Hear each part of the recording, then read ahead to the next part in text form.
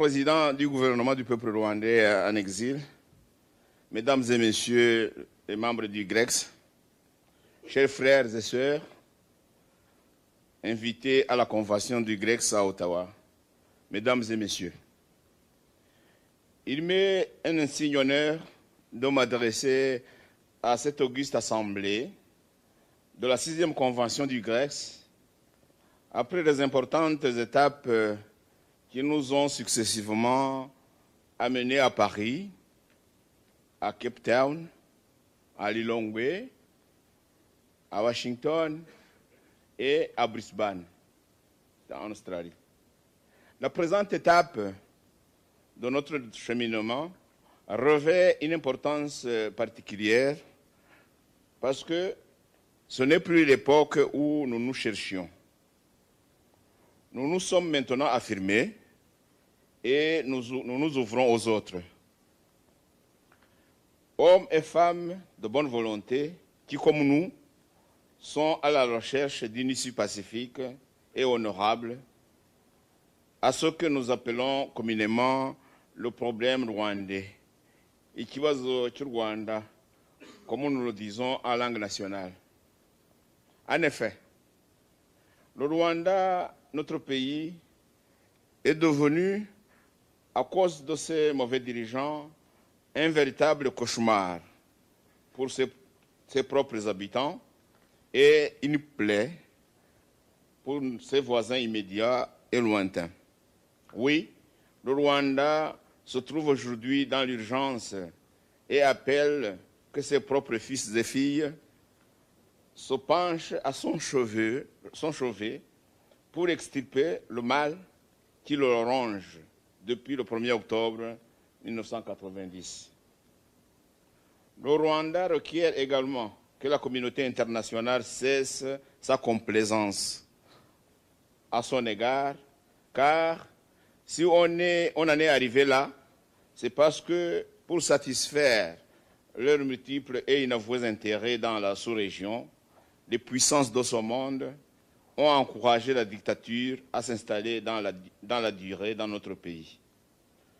Tout ce mal est fait au détriment du peuple rwandais et des populations des pays de la sous-région des Grands Lacs africains. Le thème du jour qui a été proposé à notre réflexion aujourd'hui est centré sur la paix au Rwanda et dans la région des Grands Lacs d'Afrique. Oui, il faut bien préciser les Grands Lacs africains, car nous nous trouvons au Canada, où l'on dénombre et on parle également de Grands Lacs.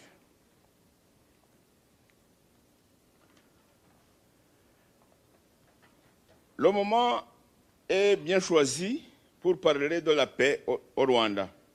D'abord, puis dans la région, car nous avons le triste record d'avoir provoqué des remous dans toute la région des Grands Lacs. Depuis que la clique du FPR est arrivée au pouvoir, en juillet 1994, après 4 années de guerre injustifiée imposée au peuple rwandais, sous les motifs fallacieux d'instauration de la démocratie et des droits de l'homme dans notre pays, la paix et la sécurité se sont évanouies dans toute la sous-région. Depuis l'avènement du régime militaire du FPR au Rwanda, nous assistons à un règne de violence caractérisé par les tueries massives des populations, la déportation des habitants suite à la destruction de leurs biens, des emprisonnements arbitraires, les assassinats des journalistes et défenseurs des droits de l'homme, les disparitions forcées des citoyens jugés indésirables, la persécution des opposants internes et externes, les empoisonnements et toute une série d'actes terroristes visant à faire taire définitivement toute voix discordante. Face à cette calamité, quelques citoyens rwandais épris de valeurs humaines, de la vérité, la liberté et la justice, ont osé élever leur voix pour protester contre les crimes de ce régime dictatorial qui renforce son expansionniste, sa cruauté dans le pays et dans la sous-région par sa politique expansionniste et de même mise sur les ressources naturelles des pays voisins, dont particulièrement la République démocratique du Congo. Tout le monde sait que le Rwanda, classé parmi les pays les plus pauvres du monde, n'aurait pas les moyens de maintenir sa dictature s'il ne renflouait pas ses caisses par le pillage des minerais et d'autres ressources naturelles de son voisin, la République démocratique du Congo. Les guerres successives meurtrières imposées à ce pays voisin auront coûté en vies humaines plus de 10 millions de Congolais et plus de 2 millions de Rwandais, toutes ethnies confondues. Je me suis attardé sur la RDC exprès, parce que la situation actuelle qu'elle traverse expose ce pays sous les feux de l'actualité en raison de la dernière guerre menée par le Rwanda à travers les mouvements rebelles M23 et l'Alliance du fleuve Congo, sans oublier d'autres rébellions non moins meurtrières disséminées à travers les différentes provinces de ce pays.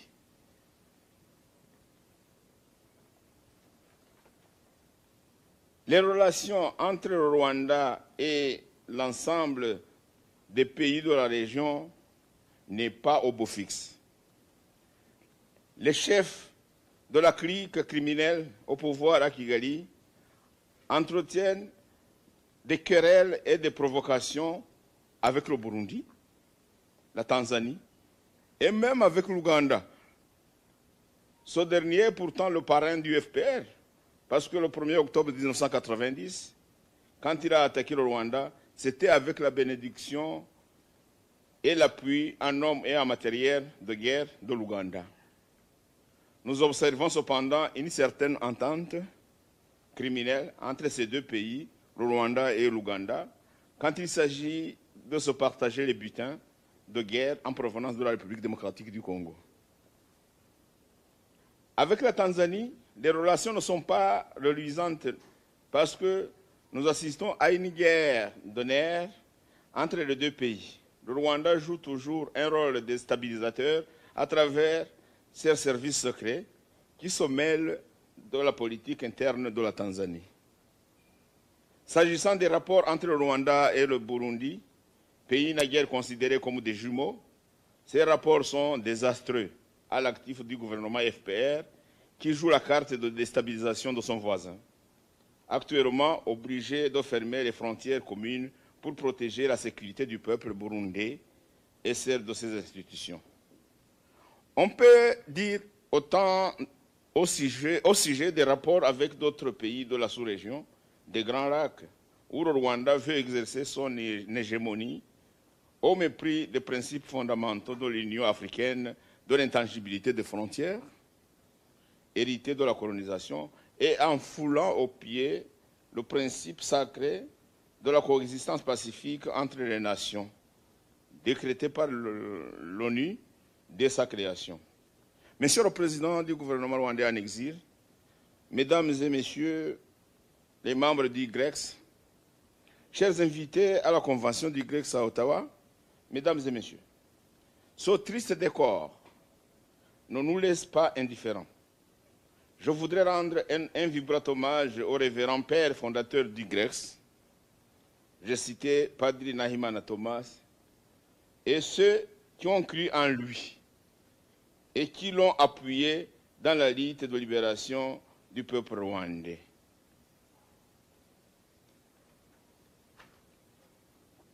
Nous avons suivi avec intérêt et admiration les différentes étapes accomplies dans cette lutte qui s'inscrit dans la durée en raison de la complexité de la problématique rwandaise. Nous condamnons l'attitude intransigeante des autorités rwandaises qui ferment la porte à toute initiative de dialogue avec le peuple à travers les organisations de défense des droits de l'homme, les journalistes qui font entendre la voix du peuple, la société civile, les partis politiques qui proposent une autre voie, ainsi que toutes les personnalités étrangères et prises de paix et de liberté qui ont offert leur service de médiateurs. Nous condamnons ces réactions rétrogrades opposées à toute tentative de dialogue avancée devant le régime du FPR, qui ne trouve que d'autres alternatives de défense que de qualifier de génocidaires ou de négationnistes tous ceux qui osent réclamer le changement au Rwanda. De la même manière, le gouvernement dictatorial du FPR est vilipendé par les démocrates du monde entier pour avoir fermé l'espace politique à toute personne qui veut se présenter comme une alternative et sa gouvernance. Aucune pensée politique n'est admise en dehors du FPR. À cet égard, nous nous félicitons du vote par le Parlement européen le 10 septembre dernier de la résolution exigeant la libération inconditionnelle de l'opposante Victoire Ingabire, incarcérée au Rwanda depuis le 19 juin 2025.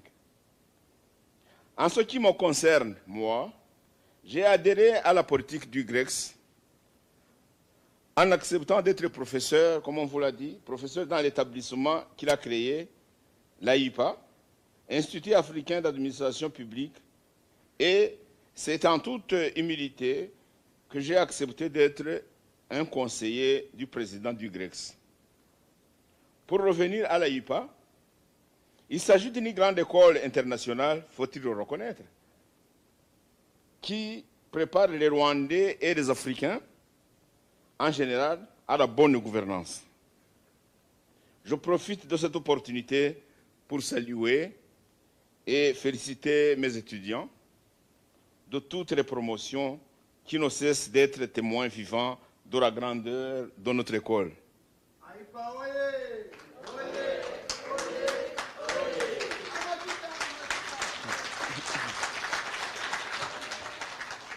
C'est à travers la bonne gouvernance que nous voudrions amener tous les changements qu'appelle le peuple rwandais, fatigué de la dictature qui n'a que trop duré. Le GREX n'est pas un parti politique, mais une vision, une voie qui conduira au changement de société. Autrement dit, à l'avènement dans le pays d'une paix durable et une réconciliation nationale véritable. Pour ce faire,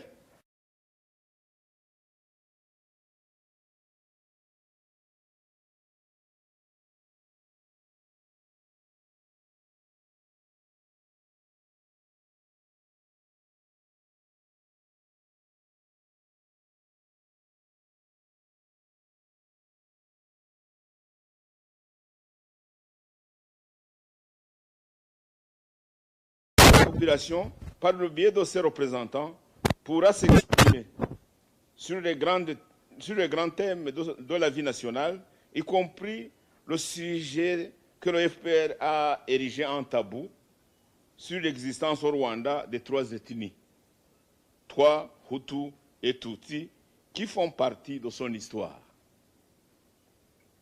Vous savez que le FPR impute l'existence de ces trois ethnies à l'invention de la colonisation belge.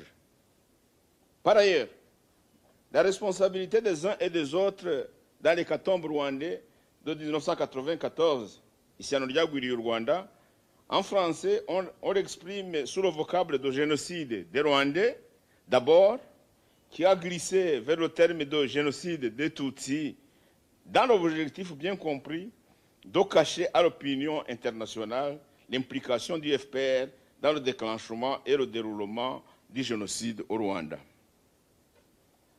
Dans ce débat national, le peuple aura à s'exprimer, entre autres, sur le devoir national de mémoire de toutes les victimes du génocide. La réconciliation nationale exigera la vérité d'abord et le pardon ensuite. Le pardon n'exclut pas la justice. C'est pourquoi la politique de l'impunité sera également exclue des pratiques de la gouvernance prônées par le GREX. tous les crimes de génocide, crimes de guerre et crimes contre l'humanité commis sur le territoire rwandais ou à l'étranger seront passés en revue et une fois les responsabilités établies, les auteurs en répondront devant la justice sans distinction. Ce projet de société du GREX bannira à jamais les inégalités instaurées dans la société rwandaise par le FPR, qui a concentré une clique de riches dans les centres urbains en délaissant le monde rural où habite pourtant la majorité de la population. Pour corriger ces inégalités, la politique de bonne gouvernance du GREX fera de la commune la base du développement au Rwanda. Il bannira la supériorité d'une classe sur les autres, qui n'est autre chose que la résurgence des privilèges naguère reconnus au tenant du système monarchique. La réaffirmation de la propriété privée sera remise à l'honneur, conformément à la Constitution, et personne ne sera spolié de ses biens. Si pour une raison impérieuse d'intérêt national, les biens individuels devaient être sacrifiés, cela pourrait se faire qu'après compensation seront les dispositions reconnues par la loi. L'éducation et la santé pour tous seront des principes inaliénables dans la nouvelle gouvernance du Rwanda de demain. Tous les citoyens rwandais devraient avoir accès à l'éducation et aux soins de santé, et aucune inégalité ne devrait être tolérée dans ces domaines. Les axes prioritaires de la politique économique et sociale, ainsi que ceux ayant trait à la culture du Rwanda de demain, seront unanimement décidés par la volonté populaire. Quoi qu'il en soit, le nouveau régime d'inspiration grecque se donnera comme tâche prioritaire de déraciner la culture du mensonge et de violence des mœurs du peuple rwandais. La politique extérieure du Rwanda devra être régie par les principes d'amitié et de coopération et en tous les cas par une attitude de non-agression et de non-ingérence dans les affaires internes des autres pays, à commencer par les voisins les plus immédiats, avec lesquels nous partageons des intérêts communs. Nous prenons à ce sujet la restauration des ensembles régionaux de coopération qui se sont éteints à la suite du sabotage du FPR. Bref, la coexistence pacifique sera de mise. Enfin, je voudrais conclure sur que l'horreur du débat national, qui est désormais un des programmes du GREX, doit être compris comme un forum sans exclusive, devant aboutir à l'élaboration d'une charte nationale de bonne gouvernance, à laquelle les responsables politiques et les citoyens vont adhérer. Enfin, je recommande vivement à la communauté internationale de considérer sans réserve le gouvernement rwandais en exil comme un interlocuteur fiable, crédible, et reconnaître l'avènement de la paix au Rwanda comme une condition sine qua non pour une paix régionale réelle, d'où la nécessité de l'installation à Kigali d'un nouveau régime d'inspiration grecque. C'est sur ce vœu que je souhaite à la Convention du GREX d'Ottawa plein succès et un avenir radieux. Je vous remercie.